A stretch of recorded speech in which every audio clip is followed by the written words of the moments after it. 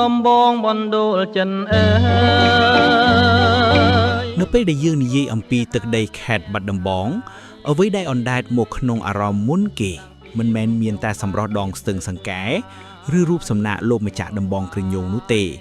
ប៉ុន្តែគឺសំនៀងដ៏ក្រអួនក្រអែមួយដែលបានដក់ជាប់ក្នុងបេះដូងខ្មែរគ្រប់ជំនាន់នោះគឺបទចម្ប៉ាបាត់ដំបងដែលជាមរតកសម្លេងមាសរបស់អធិរាជសម្លេងមាសលោកស៊ីនស៊ីសមុទ្របើសិនជាគូខ្ញុំពីបពេបទចម្រៀងមួយបទនេះមិនមែនគ្រាន់តែជាការរៀបរាប់ពីសម្រស់បុប្ផានោះឡើយប៉ុន្តែវាគឺជាការត្បាញបញ្ចូលគ្នារវាងក្តីស្រឡាញ់ភាពនឹករលឹកនិងមនោសញ្ចេតនាដ៏ជ្រាលជ្រៅចំពោះទឹកដីនៃភូមិភាគពាយព្យាវមួយនេះផ្កាចម្ប៉ានៅក្នុងន័យនៃបទចម្រៀងនេះគឺជាតំណាងឲ្យនារីខ្មែរដែលប្រកបដោយចរិយាមារយាទរាបសារ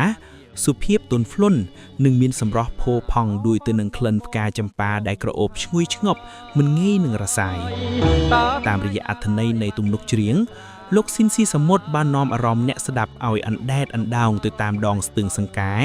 ក្រោមពន្លឺខែបណ្ដែតខ្លួននិងក្លិនបុប្ផាដែលចាក់ក្លិនតាមខ្យល់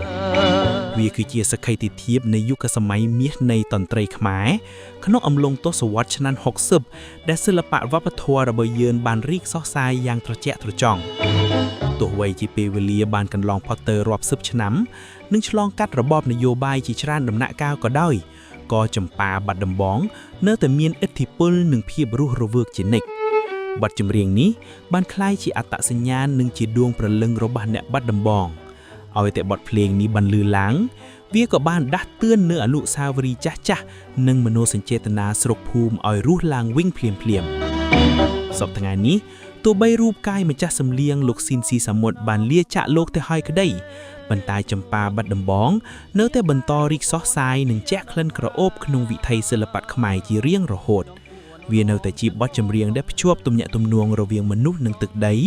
រវាងអតីតកាលនិងបច្ចុប្បន្នកាលយ៉ាងល្អឥតកំហុសចម្ប៉ាបាត់ដំបងបុប្ផាអមតៈនៃដងស្ទឹងសង្កែ